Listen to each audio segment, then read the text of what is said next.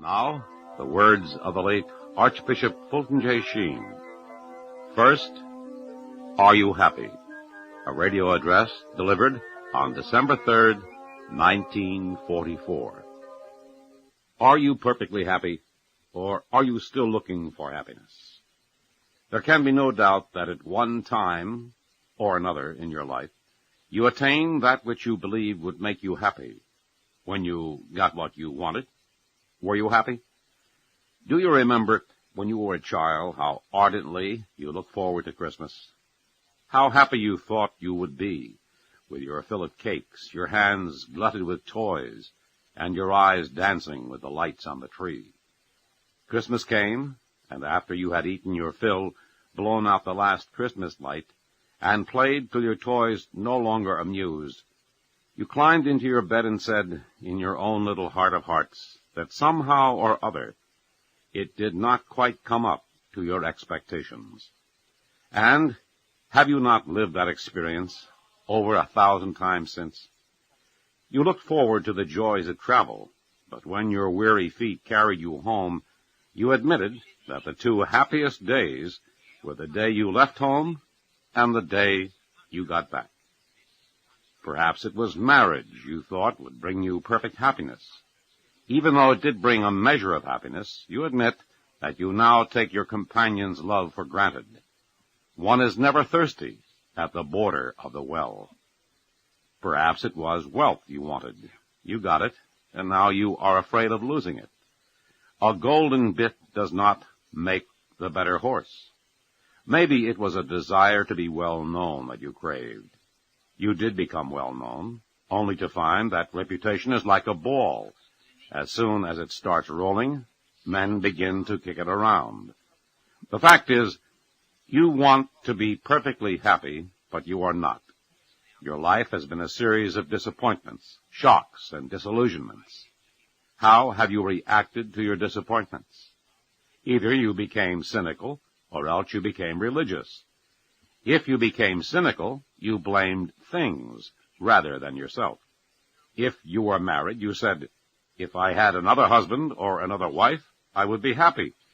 Or you said, if I had another job, or if I visited another nightclub, or if I were in another city, I would be happy. In every instance, you made happiness extrinsic to yourself. No wonder you are never happy. You are chasing mirages until death overtakes you. But cynicism does not work, because in seeking pleasures, you miss the joys of life. Pleasure is of the body. Joy is of the mind and heart. Lobster Newberg gives pleasure to certain people, but not even the most avid lobster fans would ever say that it made them joyful.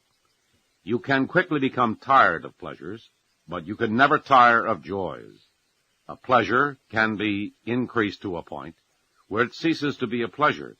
It may even begin to be a pain if carried beyond a certain point. For example, tickling or drinking.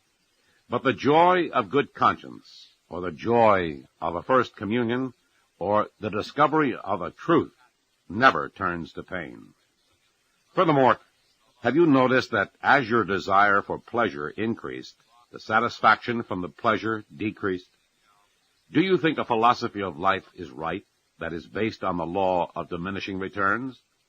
You think you are having a good time, but time really is the greatest obstacle in the world to happiness, not only because it makes you take pleasure successively, but also because you are never really happy until you are unconscious of the passing of time. The more you look at the clock, the less happy you are. The more you enjoy yourself, the less conscious you are of the passing of time. You say, time passed like everything. Maybe, therefore, your happiness has something to do with the eternal. The other reaction to disappointment is much more reasonable. It begins by asking, why am I disappointed? And then, how can I avoid it? Why are you disappointed? Because of the tremendous disproportion between your desires and your realizations. Your soul has a certain infinity about it because it is spiritual. But your body, like the world around you, is material limited, cabined, cribbed, confined. You can imagine a mountain of gold, but you will never see one. In like manner, you look forward to some earthly pleasure or position or state of life, and once you attain it, you begin to feel the tremendous disproportion between the ideal you imagined and the reality you possess. Disappointment follows. Every earthly ideal is lost by being possessed. The more material your ideal, the greater the disappointment. The more spiritual it is, the less the disillusionment. Having discovered why you are disappointed, you take the next step of trying to avoid disappointments entirely. You ask yourself, what do I desire above all things? You want perfect life and perfect truth and perfect love.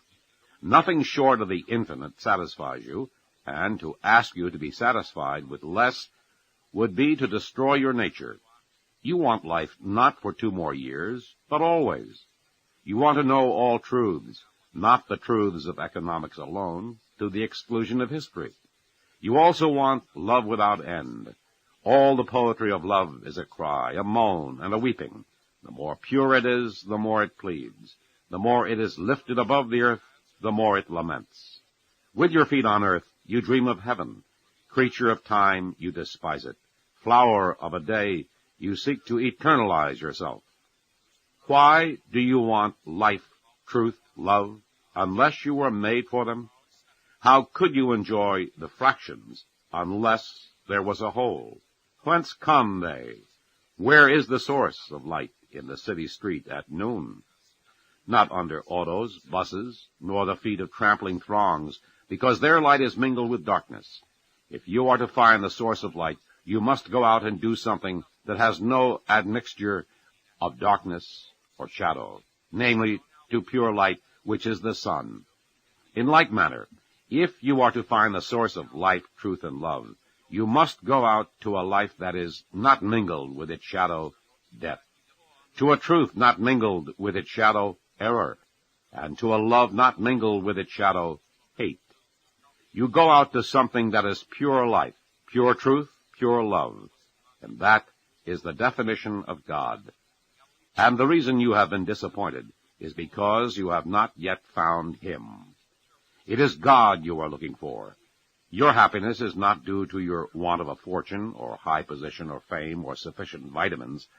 It is due not to a want of something outside you, but to a want of something inside you. You cannot satisfy a soul with husks. If the sun could speak, it would say that it was happy when shining. If a pencil could speak, it would say that it was happy when writing. For these were the purposes for which they were made. You were made for perfect happiness. That is your purpose. No wonder everything short of God disappoints you. But have you noticed that when you realize you were made for perfect happiness, how much less disappointing the pleasures of earth become? You cease expecting to get silk purses out of sows' ears. Once you realize that God is your end, you are not disappointed, for you put no more hope in things than they can bear. You cease looking for first-rate joys where there are only tenth-rate pleasures. You begin to see that friendship, the joys of marriage, the thrill of possession, the sunset and the evening star, masterpieces of art and music, the gold and silver of earth, the industries and the comforts of life are all gifts of God. He dropped them on the roadway of life to remind you that if these are so beautiful, then what must be beauty? He intended them to be bridges to cross over to Him. After enjoying the good things of life, you were to say, if the spark of human love is so bright, then what must be the flame? Unfortunately, many become so enamored of the gifts the great giver of life has dropped on the roadway of life, that they build their cities around the gift and forget the giver. And when the gifts, out of loyalty to their Maker, fail to give them perfect happiness, they rebel against God and become cynical and disillusioned. Change your entire point of view. Life is not a mockery. Disappointments are merely markers on the road of life saying, perfect happiness is not here. Though your passions may have been satisfied, you were never satisfied, because while your passions can find satisfaction in this world, you cannot. Start with your own insufficiency and begin a search for perfection. Begin with your own emptiness and seek Him who can fill it. Look at your heart. It tells the story of why you were made. It is not perfect in shape and contour like a Valentine heart. There seems to be a small piece missing out of the side of every human heart. That may be to symbolize a piece that was torn out of the heart of Christ, which embraced all humanity on the cross. But I think the real meaning is that when God made your human heart, He found it so good and so lovable that He kept a small sample of it in heaven.